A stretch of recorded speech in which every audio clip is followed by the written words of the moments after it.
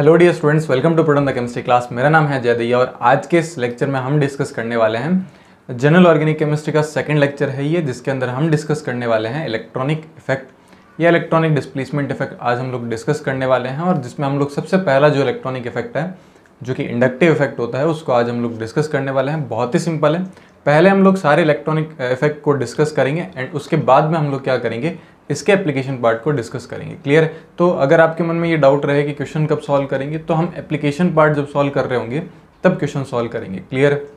So start करते हैं electronic effect या फिर इलेक्ट्रॉनिक डिस्प्लेसमेंट इफेक्ट। देखो क्या होता है इलेक्ट्रॉनिक डिस्प्लेसमेंट इफेक्ट। तो जब इलेक्ट्रॉन डिस्प्लेस हो जाते हैं, जो बॉन्डिंग इलेक्ट्रॉन्स पेयर होते हैं वो जब डिस्प्लेस हो जाते हैं किसी भी रीजन से, और डिस्प्लेसमेंट की वजह से जो इफेक्ट प्रोड्यूस होता है उसको हम लोग क्या बोलते हैं, इलेक्ट्रॉनिक डिस्प्लेसमेंट इफेक्ट।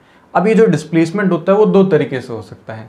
एक तो टेम्परेरी इफेक्ट हो सकता है, मतलब किसी भी रिएजेंट की वजह से या किसी भी जो इनकमिंग स्पीशीज़ है उसकी वजह से उसमें इलेक्ट्रॉन में डिस्प्लेसमेंट हुआ। वो कौन से इलेक्ट्रॉन में डिस्प्लेसमेंट होगा, वो सिग्मा इलेक्ट्रॉन्स में हो सकता है, वो पाई इलेक्ट्रॉन में हो सकता है।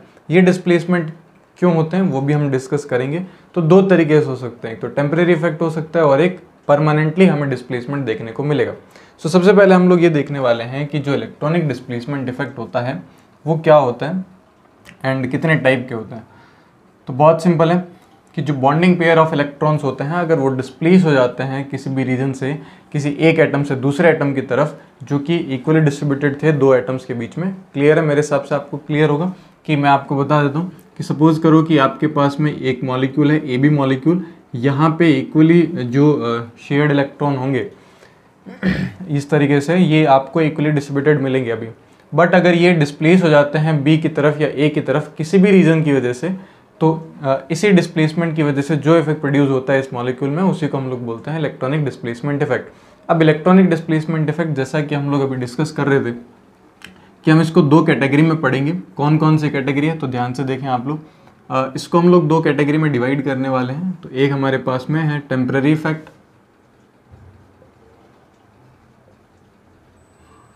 Temporary effect and second is, so first तो हमारे पास में आ जाएगा टेम्पररी इफेक्ट एंड सेकेंड आ जाएगा हमारे पास परमानेंट इफेक्ट। सही है?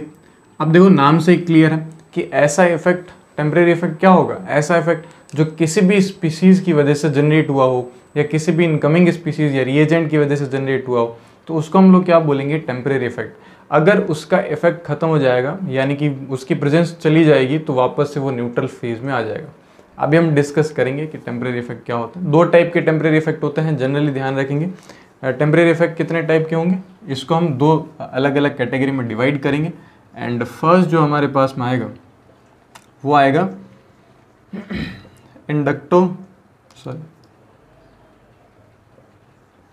Inductomeric effect.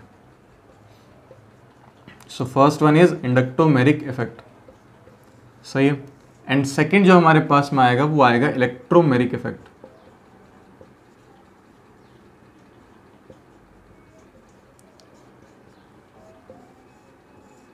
तो हमारे पास में टेम्परेरी इफेक्ट कितने टाइप के हो गए, दो टाइप के टेम्परेरी इफेक्ट है। फर्स्ट है inductomeric and second is electromeric effect. Clear? उसके बाद अगर हम बात करें कि जो परमानेंट इफेक्ट है, परमानेंट इफेक्ट तीन टाइप के होते हैं। एक होते हैं इंडक्टिव इफेक्ट,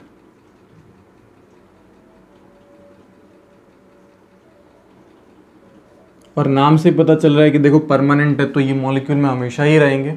वो कब होंगे, किस वजह से होंगे, वो भी हम डिस्कस करेंगे। सो इंडक्टिव इफेक्ट, फिर उसके बाद में हम पढ़ेंगे रेजोनेंस, रेजोनेंस इफेक्ट, एंड फिर हम लोग पढ़ेंगे हाइपर कॉन्जुगेशन।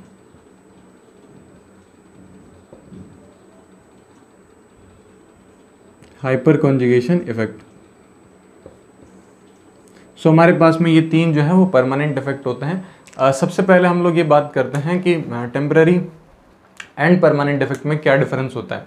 देखो परमानेंट इफेक्ट आपको मॉलिक्यूल में हमेशा ही मिलेगा, चाहे आप कोई भी कंडीशन लेकर जाओ, किसी भी कंडीशन पर आपको ये इफेक्ट उस मॉलिक्यूल में देखने को मिलेगा। अगर उसमें इंडक्टिव इफेक्ट, रेजोनेंस या फिर हाइपर कॉन्जुगेशन की कोई भी पॉसिबिलिटी है तो उसमें वो हमेशा ही रहेगा। ऐसा नहीं होगा कि आपने कंडीशन चेंज करी, मॉलिक्यूल को किसी दूसरी कंडीशन पर लेके गए और उसमें इंडक्टिव लगना बंद हो गया, उसमें रेजोनेंस होना बंद हो गया, उसमें हाइपर कॉन्जुगेशन होना बंद हो गया। करेक्ट है क्या?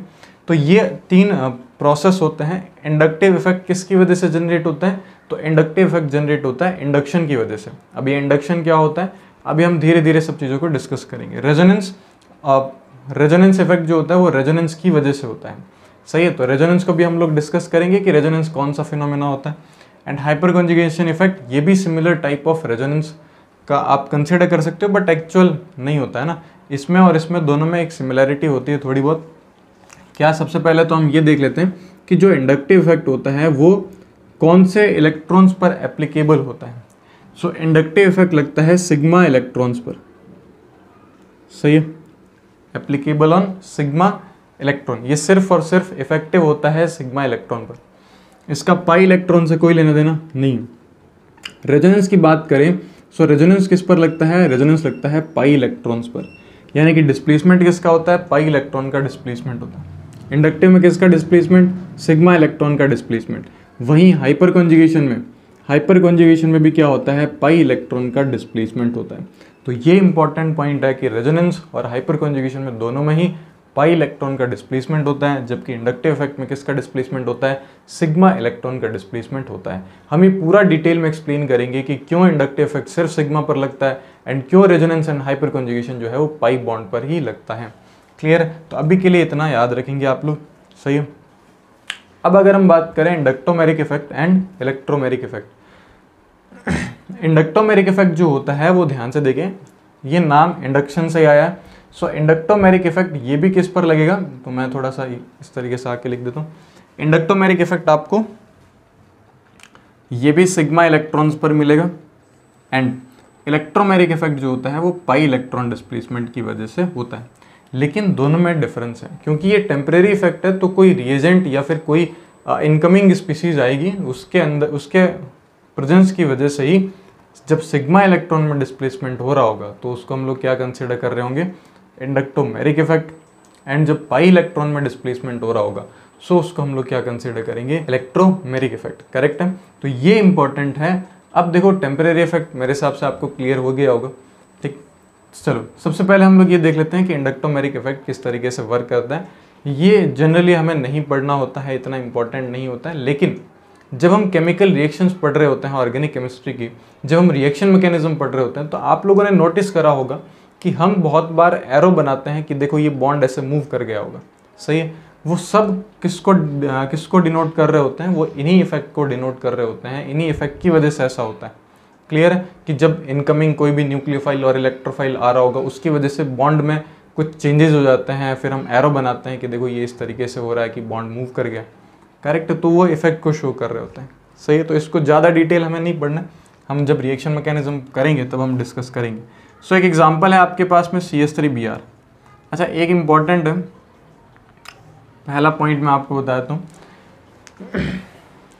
कि टेम्परेरी और परमानेंट इफेक्ट में हम लोग ये देखने वाले थे कि परमानेंट इफेक्ट और टेम्परेरी इफेक्ट में मेजर डिफरेंस क्या होता है। तो मेजर डिफरेंस तो आपको यही है कि ये इनकमिंग जो भी स्पीसीज होगी उसी की वजह से जनरेट होगा और ये अलग अलग इफेक्ट की वजह से हो सकता है। तो मैं आपको इसमें बता देता हूँ, थोड़ा सा आपको क्लियर रहे। इंडक्टिव इफेक्ट सिग्मा इलेक्ट्रॉन पर लगता है। ये किसकी वजह से जनरेट होता है? ये due to difference of electronegativity between 2 atoms जो होते हैं उनकी वजह से लगता है। सही है? तो ये जो डिस्प्लेसमेंट आया, अगर आपसे पूछा जाए कि सिग्मा इलेक्ट्रॉन का डिस्प्लेसमेंट जो होता है इंडक्टिव में वो किसकी वजह से होता है, कौन सा फैक्टर होता है, ठीक है, वजह क्या होती है, मेन इंपॉर्टेंट बात यह है। तो इसकी जो वजह होगी वो क्या होगी? डेल्टा EN होगी। सही है? जब डेल्टा EN में डिफरेंस होगा तो ऑब्वियसली सिंपल सी बात है कि अगर एक एटम की इलेक्ट्रोनेगेटिविटी कम है और दूसरा बॉन्डेड जो है जिसके साथ में उसकी इलेक्ट्रोनेगेटिविटी कम है, एक की ज़्यादा है, तो जिसकी ज़्यादा इलेक्ट्रोनेगेटिविटी होती है, जो बॉन्डिंग पेयर ऑफ इलेक्ट्रॉन्स होते हैं वो स्लाइटली किसकी तरफ शिफ्ट हो जाते हैं? वो हाई इलेक्ट्रोनेगेटिव की तरफ शिफ्ट हो जाते हैं। और इसी डिस्प्लेसमेंट ऑफ इलेक्ट्रॉन को हम यहाँ कौन सा इफेक्ट जनरेट करते हैं? इंडक्टिव इफेक्ट जनरेट करते हैं। रेजोनेंस इफेक्ट जो होता है वो किसकी वजह से होता है? तो देखो, रेजोनेंस इफेक्ट पाई इलेक्ट्रॉन के डिस्प्लेसमेंट की वजह से होता है, ठीक है, यानी कि इसमें क्या होता है, ये पाई इलेक्ट्रॉन डेंसिटी को या पाई इलेक्ट्रॉन्स को क्या करता है, डिस्प्लेस करता है। किसकी वजह से होता है, तो इसकी जो वजह होती है वो या तो पाई इलेक्ट्रॉन्स खुद होते हैं यानी पाई बॉन्ड खुद होते हैं, या पी ऑर्बिटल्स होते हैं। इंपॉर्टेंट है, सुनना ध्यान से। यानी कि इसकी वजह क्या होगी, ये वजह लिख रहा हूँ मैं आपको, ठीक है। और इसकी वजह क्या होगी, इसकी वजह या तो खुद पाई इलेक्ट्रॉन्स हो सकते हैं या फिर पाई बॉन्ड हो सकता है, एक ही बात है। या फिर आप इसको क्या बोल सकते हो, और पी ऑर्बिटल्स हो सकते हैं। तो इनकी वजह से जो पाई इलेक्ट्रॉन डेंसिटी में या पाई इलेक्ट्रॉन्स में जो डिस्प्लेसमेंट होगा वो कौन से इफेक्ट को जनरेट कर रहा होगा, वो रेजोनेंस इफेक्ट को जनरेट कर रहा होगा। करेक्ट। हाइपर कॉन्जुगेशन में इंपॉर्टेंट है, हाइपर कॉन्जुगेशन में डिस्प्लेसमेंट होता है पाई इलेक्ट्रॉन्स का। किसका होता है, डिस्प्लेसमेंट होता है पाई इलेक्ट्रॉन्स का। ये किसकी वजह से होता है, ये सिग्मा इलेक्ट्रॉन्स की वजह से होता है। जो हाइब्रिड ऑर्बिटल्स होते हैं वो पी ऑर्बिटल्स के साथ में ओवरलैप कर जाते हैं, वो हम आगे डिस्कस करेंगे। तो अभी के लिए आप इसमें लिख सकते हैं कि इसकी जो वजह होगी वो क्या होगी, वो सिग्मा इलेक्ट्रॉन्स हो जाएंगे, ठीक है। सिग्मा इलेक्ट्रॉन्स की वजह से इसके अंदर क्या होता है, इसमें पाई इलेक्ट्रॉन्स में डिस्प्लेसमेंट होना स्टार्ट हो जाता है। ये हम आगे डिस्कस करेंगे। क्लियर। तो अभी के लिए इतना ध्यान रखेंगे। तो हम वापस आ जाते हैं। तो देखो ध्यान से, ये मॉलिक्यूल है हमारे पास में CH3Br। क्या आपको इतना क्लियर है कि इस मॉलिक्यूल में परमानेंटली एक इलेक्ट्रोनेगेटिविटी का डिफरेंस मिलेगा? बहुत क्लियर है कि इलेक्ट्रोनेगेटिविटी का डिफरेंस है, कार्बन की इलेक्ट्रोनेगेटिविटी कम होती है, ब्रोमीन की इलेक्ट्रोनेगेटिविटी ज़्यादा होती है। सही है क्या? तो देखो Br की इलेक्ट्रोनेगेटिविटी ज़्यादा है एंड CH3 की इलेक्ट्रोनेगेटिविटी कम है। सो आपको ये क्लियर है कि Br पर कौन सा चार्ज आएगा, माइनस का डेल्टा, और इस पर कौन सा चार्ज आएगा, प्लस का डेल्टा। यानी कि अगर हम बात करें कि जो बॉन्डिंग पेयर ऑफ इलेक्ट्रॉन्स होंगे वो किसकी तरफ स्लाइटली शिफ्टेड होंगे, वो Br की तरफ स्लाइटली शिफ्टेड होंगे। सही है। तो ये एक परमानेंट इफेक्ट है, ये रहेगा।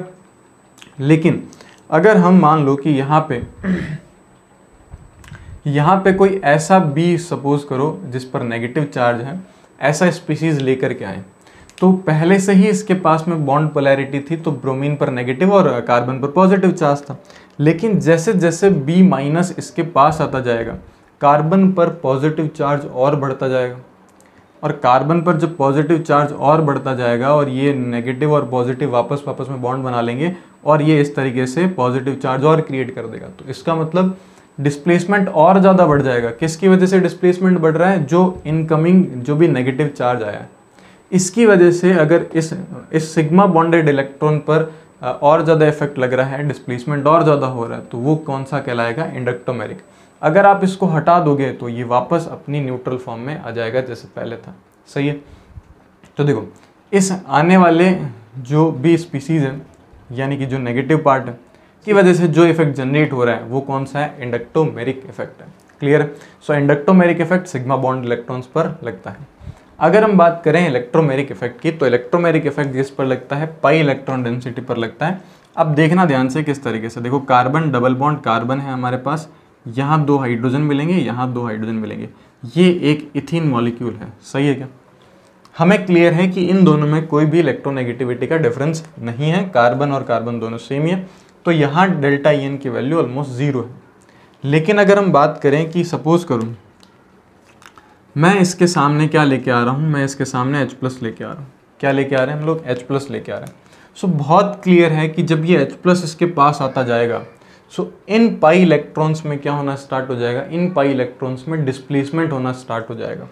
ये पाई इलेक्ट्रॉन देखो, जैसे ये प्लस इसके पास में आता जाएगा, सो ये वाला बॉन्ड जो है वो इस तरीके से डिस्प्लेस होगा, इस पर नेगेटिव चार्ज आना स्टार्ट हो जाएगा और इस पर पॉजिटिव चार्ज आना स्टार्ट हो जाएगा। क्लियर। या फिर अगर आप बात करो कि इस पर अगर आप नेगेटिव पार्ट ज्वाइन करना चाहते हो, तो नेगेटिव पार्ट कहाँ जुड़ेगा, पॉजिटिव जहाँ होगा, एंड पॉजिटिव पार्ट कहाँ जुड़ेगा, जहाँ नेगेटिव चार्ज होगा। जैसे जैसे H+ इसके पास आता जाएगा, वैसे वैसे इस पर नेगेटिव चार्ज बढ़ता जाएगा, वैसे वैसे इस पर पॉजिटिव चार्ज बढ़ता जाएगा। क्लियर। तो यहाँ फाइनली जब आप देखेंगे तो आपके पास में एक एनायन और एक केटायन का फॉर्मेशन होगा। एनायन पर कौन आके जुड़ जाएगा, H+, एंड फाइनली आपको वो क्या फॉर्म करके देगा, कार्बोकेटायन। सिमिलर अगर आप यहाँ पे नेगेटिव पार्टिकल या नेगेटिव स्पीसीज को कंसिडर करते तो वो कहाँ जुड़ता, वो पॉजिटिव पर जुड़ता, और किसका फॉर्मेशन करता, वो एनायन का फॉर्मेशन करता, यानी कि कार्बन आयन का। क्लियर है।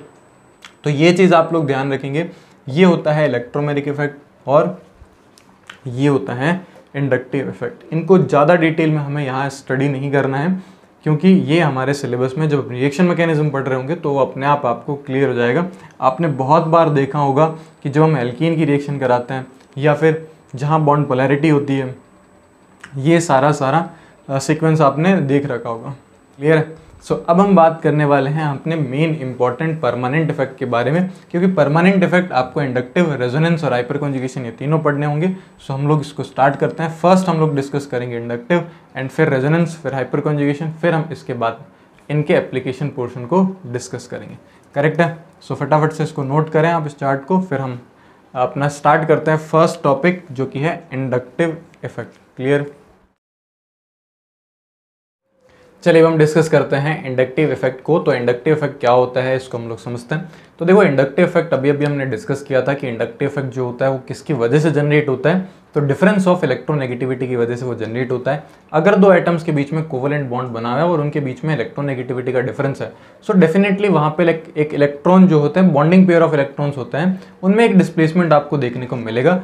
वही डिस्प्लेसमेंट जो होता है, वो जो ग्रुप होता है, उसका जो इफेक्ट कहलाएगा वो इंडक्टिव इफेक्ट कहलाएगा। इसी प्रोसेस को हम इंडक्शन कहते हैं। तो देखो, इसको हम लोग समझते हैं कि किस तरीके से होता है। क्लियर? तो देखो, अच्छा, इंडक्टिव इफेक्ट को पढ़ने के लिए हमें एक रेफरेंस लेना होगा, क्योंकि हम यहाँ पे क्या कर रहे हैं, डिस्प्लेसमेंट ऑफ इलेक्ट्रॉन्स को कंसिडर कर रहे हैं। तो डिस्प्लेसमेंट ऑफ इलेक्ट्रॉन को कंसिडर करेंगे तो पहले इलेक्ट्रॉन का एक पोजीशन होगा, इनिशियल पोजीशन। जब इलेक्ट्रॉन डिस्प्लेस हो जाएगा तो उसका एक फाइनल पोजीशन होगा। करेक्ट है? तो ये जो डिफरेंस होगा यही हम लोग कैलकुलेट करना चाहते हैं। इसी को हम लोग क्या बोलेंगे, इंडक्टिव इफेक्ट, मतलब उस ग्रुप का जो जिसकी वजह से ये डिस्प्लेसमेंट हुआ है ना। तो ये चीज़ आप लोग ध्यान रखेंगे। जैसे बहुत सिंपल है, मैं आपको एक एग्जांपल देता हूँ। एग्जांपल ये है कि जैसे क्या होता है कि हम ये सोचते हैं कि अगर मैं नीट में सेलेक्ट हो गया तो क्या हो जाएगा, मतलब मेरी लाइफ में क्या चेंजेस आ जाएंगे। इसी तरीके से अगर मैं जेई में सेलेक्ट हो जाता हूँ तो मेरी लाइफ में क्या चेंजेस आ जाएंगे। तो फिर हम क्या करते हैं, हम अभी जो प्रेजेंट लाइफ में हमारी मतलब सिचुएशन होती है, फिर हम कंपेयर कर रहे होते हैं कि अगर मैं नीट में या फिर जेई में सेलेक्ट हो गया तो फिर लाइफ में क्या चेंजेस आएंगे। तो हम क्या करते हैं, हम कंपैरिजन कर रहे होते हैं कि एक हमारे पास में इनिशियल स्टेट ही है, फाइनली हम वहाँ चले जाएंगे तो फिर क्या चेंजेस आ जाएंगे। तो इसी तरीके से हम हमेशा एक रेफरेंस कंसिडर करेंगे। वो रेफरेंस होगा हमारे पास में एक न्यूट्रल कार्बन चेन, यानी कि जिसमें कार्बन और हाइड्रोजन के साथ बॉन्ड हम लोग कंसिडर करेंगे। तो देखें ध्यान से कि किस तरीके से आता है। सो बहुत सिंपल सी डेफिनेशन है इसकी। डेफिनेशन क्या होती है मैं आपको बता देता हूँ। डेफिनेशन है प्रोसेस इन विच, पहले डेफिनेशन लिख लेते हैं। A process in which a neutral carbon, carbon chain ऐसे लिख सकते हो, a carbon chain get charged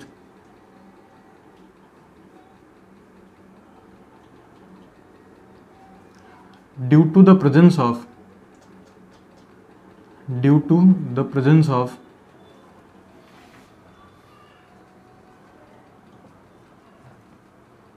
any group or atom is known as induction and shown effect is known as inductive effect of that group। Clear है? अब इस language को समझते हैं कि इस लैंग्वेज का मीनिंग क्या है। सो देखें ध्यान से, हमारे पास में एक न्यूट्रल कार्बन चेन है,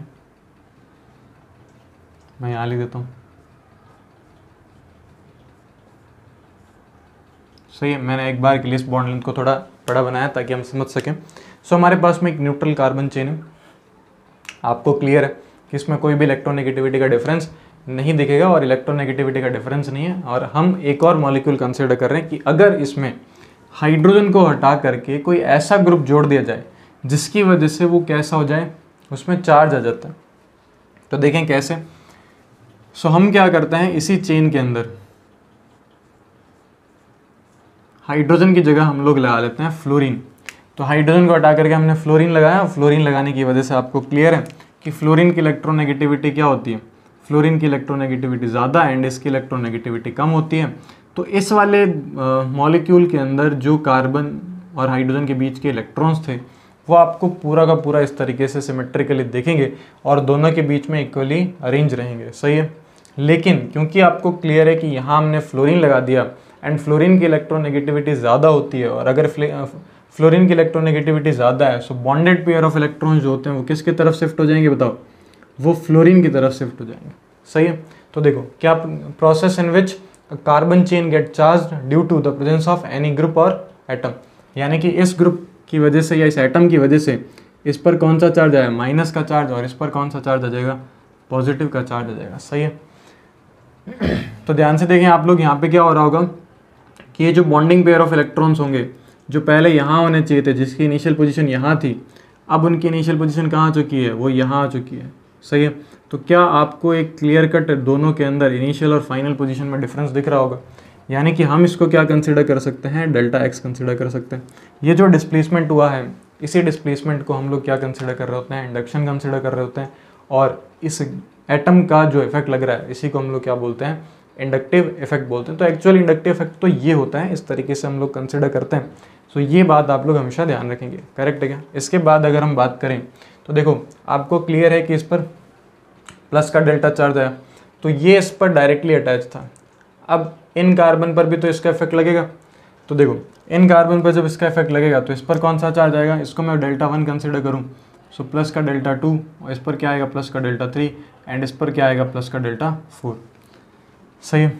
सो ये एक इम्पॉर्टेंट है। अच्छा अगर हम बात करें कि जो डिस्प्लेसमेंट यहाँ हुआ था डेल्टा एक्स, क्या यहाँ उतना ही डिस्प्लेसमेंट होगा, तो ऐसा बिल्कुल भी नहीं होता है, क्योंकि आपको पता है कि जैसे जैसे नंबर ऑफ कार्बन बढ़ते जाएंगे यानी कि ग्रुप से डिस्टेंस बढ़ती जाएगी तो वहाँ उसका इफेक्ट डाइल्यूट होता जाता है, वहाँ उतना इफेक्ट नहीं लगता है, और जब इफेक्ट नहीं लगेगा तो धीरे धीरे इसका इफेक्ट कम होता जाएगा। और अगर आप रेफरेंस बुक्स में देखते हैं, स्टैंडर्ड बुक्स में देखते हैं, तो आपको वहाँ पे क्लियर कट मिलेगा कि जो इसका इफेक्ट होता है वो कितना लगना स्टार्ट होता है, मतलब किस तरीके से डाइल्यूट होता है। तो ये फर्स्ट बॉन्ड है इसका, कार्बन और फ्लोरीन का।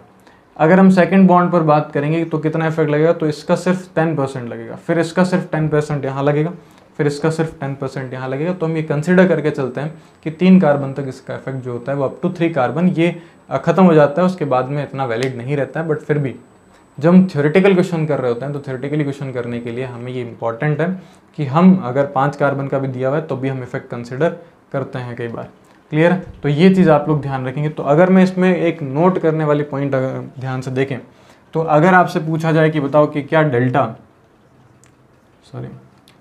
1 इज़ ग्रेटर देन डेल्टा 2, यानी कि प्लस का डेल्टा 1 प्लस का डेल्टा 2, ये बात बिल्कुल सही है, प्लस का डेल्टा 3 एंड प्लस का डेल्टा 4।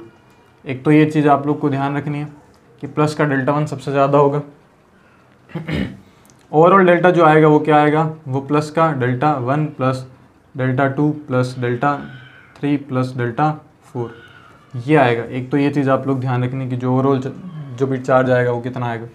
फिर अगर हम बात करें कि जो डेल्टा x1 है वो ज़्यादा होता है as compare to delta x2, as compare to delta x3 और as compare to delta x4, यानी कि जो डिस्प्लेसमेंट होगा इलेक्ट्रॉन्स के बीच में वो कौन सा ज़्यादा होगा, तो ऑब्वियस सी बात है डेल्टा x1 ज़्यादा होगा। तो ये एक इम्पॉर्टेंट पॉइंट है, वो आपको ध्यान रखना है, क्लियर है। तो एक्चुअल इंडक्टिव इफेक्ट यही होता है जो ये डिस्प्लेसमेंट हुआ। अच्छा डिस्प्लेसमेंट किसका हो रहा है, सिग्मा इलेक्ट्रॉन्स का डिस्प्लेसमेंट हो रहा है, किसकी वजह से हो रहा है, तो due to difference of electron negativity, इसकी वजह से ये डिस्प्लेसमेंट हो रहा है, क्लियर है। तो इस तरीके से आप लोग लिख सकते हैं। तो ये जो इफेक्ट होता है वो परमानेंट इफेक्ट होता है। तो कुछ पॉइंट जो हैं वो हम लोग नोट कर लेते हैं।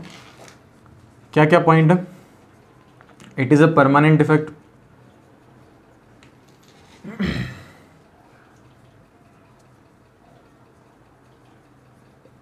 कैसा इफेक्ट है, ये परमानेंट इफेक्ट है।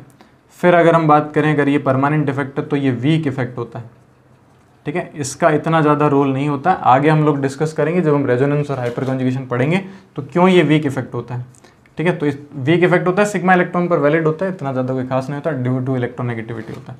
सो वीक इफेक्ट होता है। डिस्टेंस डिपेंडेंट होता है, एक तो इम्पोर्टेंट ये डिस्टेंस डिपेंडेंट होता है, सॉरी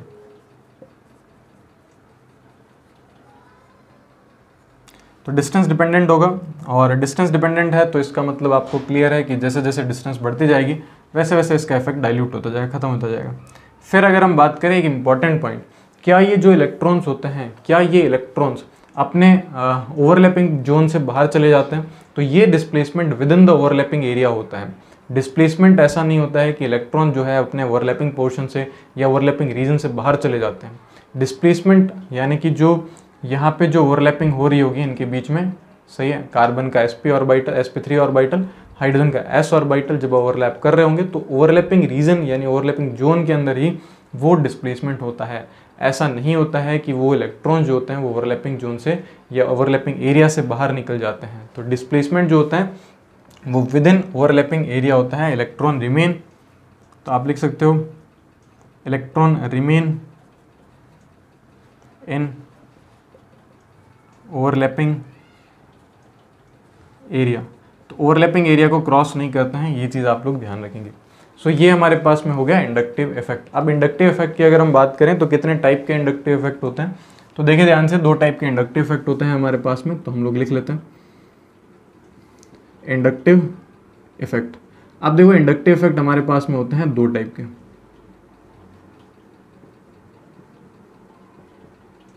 कौन कौन से टाइप होते हैं और हम किस में इसको इस तरीके से एक्सप्लेन कर सकते हैं, किस तरीके से, तो वो हम लोग देखते हैं। एक होता है हमारे पास में प्लस आई इफेक्ट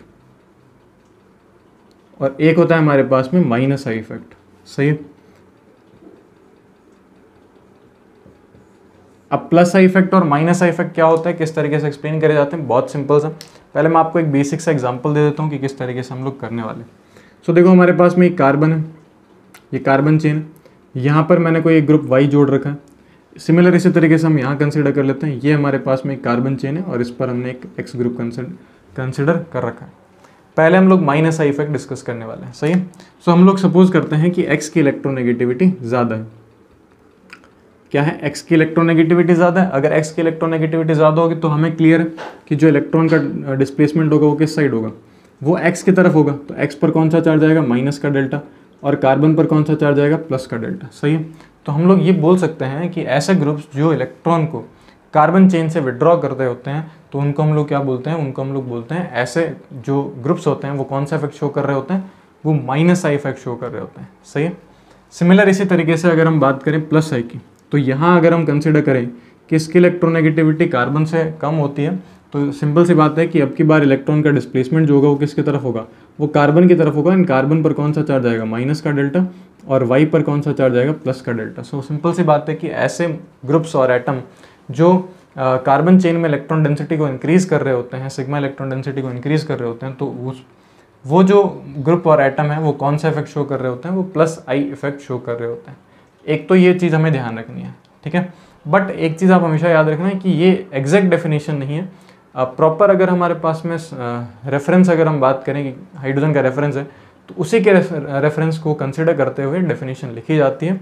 तो स्टैंडर्ड बुक में जो डेफिनेशंस मिलेगी आपको वो कुछ इस तरीके से हैं। तो देखिए मैं आपको डेफिनेशन लिख देता हूँ, बाकी उसका मीनिंग सेम है जो हमने अभी अभी देखा था। क्या डेफिनेशन होती है, तो डेफिनेशन होती है the rate of attraction of bonding pair of electron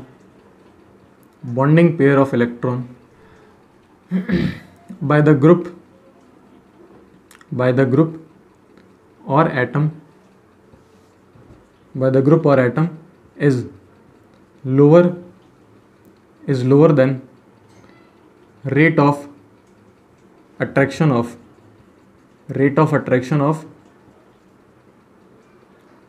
bonding pair of electron by the hydrogen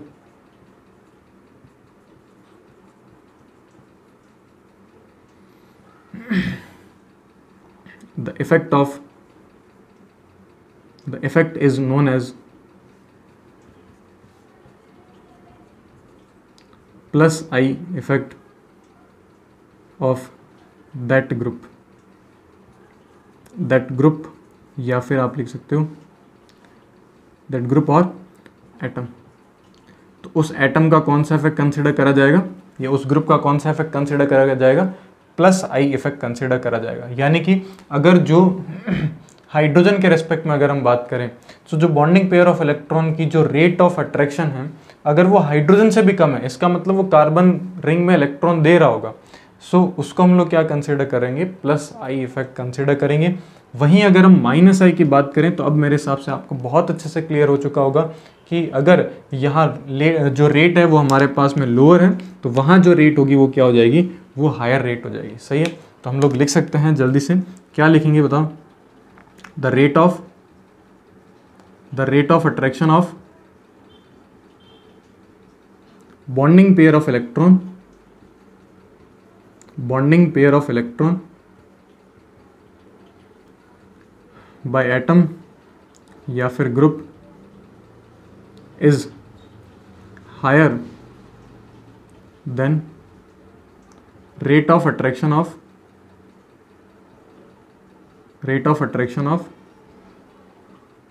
bonding pair of electron by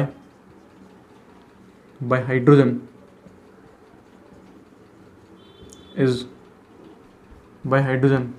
the effect is known as minus I effect of that group और atom. Correct, तो इस तरीके से हम लोग minus आई और plus आई को define कर सकते हैं। ये चीज़ आप लोग ध्यान रखेंगे, इसकी रेट हायर होती है और इसकी रेट जो होती है वो लोअर होती है। अब हम लोग माइनस आई के कुछ ऑर्डर लिखने वाले हैं और कुछ एग्जाम्पल करने वाले हैं। डिटेल एग्जाम्पल तो अभी हम नहीं करेंगे, जैसा मैं आपको बार बार बता रहा हूँ, एप्लीकेशन पार्ट आएगा उसी में हम लोग डिस्कस करेंगे। कुछ एग्जाम्पल सॉल्व करेंगे और कुछ जो इसके इंपॉर्टेंट ऑर्डर है वो हम लोग लिखने वाले हैं। ऑर्डर में आप लोग ध्यान रखेंगे, एक्सप्लेनेशन में ना जाएं इसमें, क्योंकि जब आप एक्सप्लेनेशन में जाएंगे तो आप खुद ही कंफ्यूज होना स्टार्ट हो जाएंगे। तो इसीलिए जो ऑर्डर आपको लिखवाया जा रहा है उसी को आप याद करेंगे। अगर क्वेश्चन कई बार अगर उस ऑर्डर से बाहर चला जाता है तो फिर हम वहाँ पे कुछ कॉन्सेप्ट लगा करके उसको सॉल्व कर सकते हैं, लेकिन आप ऑर्डर के लिए, एक्सप्लेनेशन के लिए नहीं जाएंगे जाना, क्योंकि जब आप एक्सप्लेनेशन के लिए जाएंगे तो बहुत सारी कन्फ्यूजन क्रिएट होनी स्टार्ट हो जाएगी। क्लियर है? सो हम लोग ऑर्डर लिखते हैं, फटाफट से इसको नोट करें और फिर हम लोग कंप्लीट करते हैं इंडक्टिव इफेक्ट को। चलिए हम डिस्कस करते हैं ऑर्डर के बारे में कि प्लस आई और माइनस आई का ऑर्डर क्या रहेगा। सो सबसे पहले हम लोग जो ऑर्डर लिखने वाले हैं वो माइनस आई का ऑर्डर लिखने वाले हैं। माइनस आई का जो ऑर्डर है वो इम्पॉर्टेंट है और प्लस आई का भी इम्पॉर्टेंट है वैसे तो। सो अगर हम बात करें माइनस आई के लिए, माइनस आई इफेक्ट का अगर हम ऑर्डर लिखें तो ये बेसिकली डिक्रीजिंग ऑर्डर होता है इलेक्ट्रोनेगेटिविटी का। देखो इलेक्ट्रोनेगेटिविटी दो तरीके की होती है, ग्रुप की इलेक्ट्रोनेगेटिविटी अलग डिफाइन करी जाती है, एटम की इलेक्ट्रोनेगेटिविटी अलग तरीके से डिफाइन करी जाती है। इसीलिए मैं आपको बार बार कह रहा हूँ कि आप एक्सप्लेनेशन के लिए मत जाना इस ऑर्डर के लिए, क्योंकि जब आप एक्सप्लेनेशन के लिए जाओगे तो बहुत सारे डाउट आपको क्रिएट होंगे। तो इससे बढ़िया है कि आप इस ऑर्डर को जैसा है वैसा ही आप लोग याद रखेंगे। क्लियर है? क्योंकि जो हम लोग इलेक्ट्रोनेगेटिविटी पढ़ते हैं उसके अकॉर्डिंग तो फ्लोरीन की इलेक्ट्रोनेगेटिविटी ज़्यादा होती है, वो हम एटम की इलेक्ट्रोनेगेटिविटी डिस्कस कर रहे हैं। पीरियडिक टेबल में ग्रुप की इलेक्ट्रोनेगेटिविटी को एक्सप्लेन नहीं करा गया है, इसीलिए यहाँ डाउट आ सकता है कि अगर ये इलेक्ट्रोनेगेटिविटी का ऑर्डर है तो EN तो फ्लोरीन के साथ सबसे ज़्यादा होनी चाहिए, लेकिन इसमें फ्लोरीन लास्ट में आता है या लेट आता है, तो ये आप एक्सप्लेनेशन में नहीं जाएंगे तो ज़्यादा बेटर रहेगा। सो सबसे ज़्यादा अगर हम बात करें कि किसका होता है, डिक्रीजिंग ऑर्डर होता है बेसिकली। सो सबसे पहले जो आएगा वो आपके पास में आएगा NF3+, फिर NR3+, फिर NH3+, फिर क्या आएगा NO2, फिर क्या आएगा साइनाइड, फिर क्या आएगा एसिड, फिर क्या आएगा फ्लोरीन, क्लोरीन, ब्रोमीन, आयोडीन, फिर आएगा आपके पास ईस्टर, फिर आएगा आपके पास OR, फिर आएगा OH, फिर आएगा आपके पास NH2, फिर आएगा आपके पास कार्बन, ट्रिपल बॉन्ड कार्बन, फिर आएगा आपके पास, या एक काम करें, carbon triple bond carbon is more, तो आप यहाँ लिखें कार्बन ट्रिपल बॉन्ड कार्बन, फिर आएगा आपके पास NH2, एंड NH2 के बाद जो है वो आपको मिलेगा PH, फिर आएगा आपके पास carbon double bond carbon. Clear? So ये ऑर्डर जो है वो आपको ये ऑर्डर याद रखना होगा। क्या ऑर्डर है? NF3 plus NR3 plus NH3, NO2 cyanide acid, fluorine chlorine bromine iodine, Easter OR OH और carbon triple bond carbon, NH2 PH और कार्बन डबल बॉन्ड कार्बन। ये ऑर्डर है, इसी ऑर्डर को आप लोग याद रखेंगे। हाँ, अगर इससे बाहर कुछ ऑर्डर आ जाता है तो फिर हमें कुछ एक्सप्लेनेशन देखने होते हैं, उसके अकॉर्डिंग ही आंसर करना होता है, बट मैक्सिमम क्वेश्चन आपको इसके अंदर से मिल जाएंगे। क्लियर है? तो ये चीज़ आप लोग ध्यान रखेंगे, इंपॉर्टेंट है। तो वापस हम लोग डिस्कस कर लेते हैं क्या है। NF3 plus NR3 plus NH3 plus NO2 cyanide acid, fluorine chlorine bromine iodine, and फिर आएगा COR यानी ईस्टर, फिर आएगा OR, फिर OH, फिर carbon triple bond carbon, NH2 PH और कार्बन डबल बॉन्ड कार्बन। तो ये किसका ऑर्डर हो जाएगा? ये ऑर्डर हो जाएगा आपके पास -I का। अब हम डिस्कस करने वाले हैं +I का ऑर्डर। सो मेरे हिसाब से +I आपको यहाँ दिख जाएगा नीचे की तरफ। सो +I इफेक्ट हम लोग डिस्कस करने वाले हैं। +I इफेक्ट क्या होगा? +I इफेक्ट होगा हमारे पास में CH2 माइनस, फिर आएगा NH माइनस, फिर आएगा O माइनस, फिर आएगा C double bond O minus, फिर आएगा 3 degree, 2 degree, 1 degree, alkyl group, and फिर आएगा T, फिर आएगा D और फिर आएगा H। सो ये किसका इफेक्ट होता है? ये +I का इफेक्ट होता है, इसको आप लोग याद रखना है। क्लियर है? सो CH2 minus, NH minus, O minus, COO minus, 3 degree, 2 degree, 1 degree, alkyl group and TDH। बहुत सिंपल सा ऑर्डर है, जिस तरीके से आप लोग इसको लिख सकते हैं। ठीक है? तो ये चीज़ आप लोग ध्यान रखेंगे और बहुत सिंपल सा मेरे हिसाब से ऑर्डर है। तो अब हम कुछ एग्जाम्पल कर लेते हैं। इन एग्जाम्पल को देख करके आपको आंसर करना है कि उसमें कौन सा इफेक्ट लगेगा। तो आपको क्या करना है, इनमें डिक्रीजिंग ऑर्डर निकालना है या फिर इंक्रीजिंग ऑर्डर निकालना है, वो हम लोग डिस्कस करेंगे। सो आपको लिखना है डिक्रीजिंग ऑर्डर। ठीक है? Decreasing order of I effect. अब वो I इफेक्ट प्लस होगा या फिर माइनस होगा, ये आपको खुद से डिसाइड करना है। तो मैं फर्स्ट एग्जांपल दे रहा हूँ, फ्लोरीन क्लोरीन ब्रोमीन और आयोडीन। तो बताओ सबसे ज़्यादा किसका इफेक्ट आएगा? तो सबसे ज़्यादा किसका होगा? फ्लोरीन का। तो जो ऑर्डर बनेगा वो क्या बनेगा? सही है, फ्लोरीन का -I ज़्यादा होता है। ये ऑर्डर किसका बन जाएगा? ये ऑर्डर बन जाएगा -I का। इसी तरीके से अगला एग्जाम्पल अगर हम देखें तो CT3, फिर आएगा CD3 और फिर आएगा CH3। इन तीनों में से अगर हम देखें किसका इफेक्ट सबसे ज़्यादा, तो बहुत क्लियर है, CT3 का इफेक्ट ज़्यादा होता है। और ये कौन सा इफेक्ट जनरेट करेगा? ये +I इफेक्ट जनरेट करेगा। कर सकते हैं इस तरीके से। सिमिलर इसी तरीके से आप एक और एग्जाम्पल कंसिडर कर सकते हो। थर्ड एग्जाम्पल हो जाएगा हमारे पास, क्या हो जाएगा थर्ड एग्जाम्पल? कुछ इस तरीके से हम कंसिडर कर सकते हैं। हमारे पास सपोज करो एक ग्रुप है CCl3, एक ग्रुप है CHCl2 और एक ग्रुप है CH3Cl। ठीक है? अगर आपसे पूछा जाए कि इसके अंदर किसका इफेक्ट सबसे ज़्यादा होगा, तो बहुत सिंपल है कि CCl3 का इफेक्ट जो है वो ज़्यादा होगा और CHCl2 का कम होगा, CH3Cl का और कम हो जाएगा। करेक्ट है? तो इस तरीके से हम लोग कर सकते हैं। एक और एग्जांपल ले रहे हैं, फोर्थ एग्जांपल, ध्यान से देखें।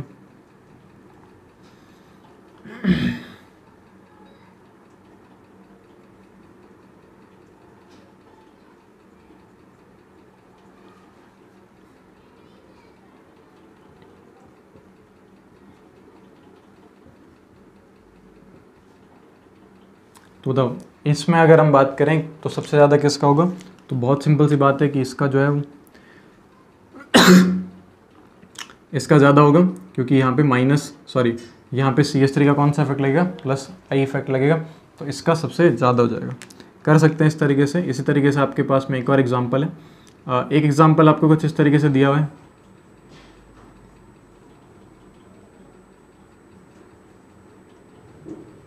तो बताओ इन तीनों में से किसका ज़्यादा होगा? तो अब देखो, आपको यहाँ पे आपको नहीं दिया गया है इसका OAR का, बट ये NCERT में लिखा हुआ है, तो आप लोग ध्यान रखेंगे।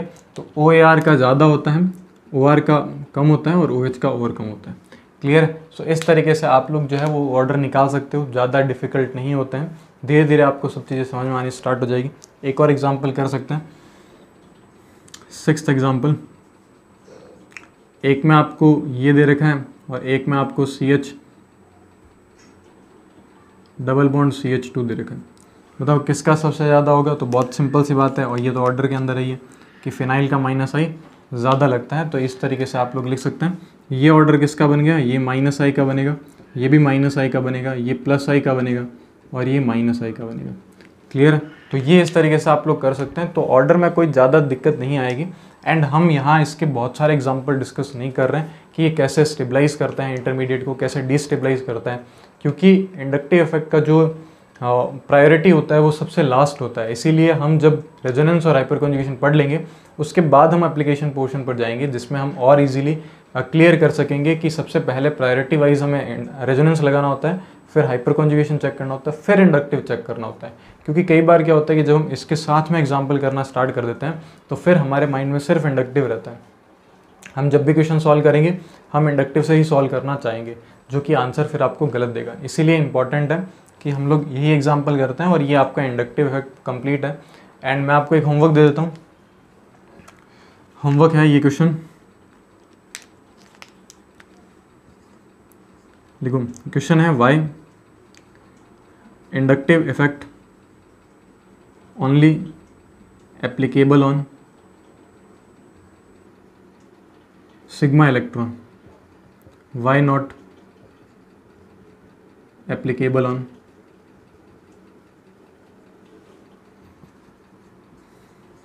पाई इलेक्ट्रॉन, एक्सप्लेन। पाई इलेक्ट्रॉन पर क्यों नहीं ये वर्क करता, क्यों सिग्मा इलेक्ट्रॉन पर वर्क करता है, ये आपको एक्सप्लेन करना है। इसको हम लोग अगली क्लास में डिस्कस करेंगे और फिर हम लोग स्टार्ट करते हैं अपना नया टॉपिक जिसका नाम होगा रेजोनेंस। आई होप अगर आप लोगों ने यहाँ तक पूरा ये वीडियो देखा होगा तो आई होप आपको ये समझ में आ गया होगा पूरा का पूरा इंडक्टिव इफेक्ट क्या होता है। फिर भी कोई डाउट रहता है तो आप कमेंट बॉक्स में कमेंट कर सकते हैं, अदरवाइज व्हाट्सअप और इंस्टाग्राम दोनों से डायरेक्टली जो है क्वेश्चन पूछ सकते हैं। मिलते हैं नेक्स्ट वीडियो के अंदर जिसमें हम लोग डिस्कस करेंगे रेजोनेंस इफेक्ट को। एंड आई होप आपको सारे डाउट क्लियर हो चुके होंगे। प्लीज़ इस वीडियो को शेयर करें अपने फ्रेंड्स के साथ में। मिलते हैं नेक्स्ट वीडियो के अंदर, तब तक के लिए गुड बाय।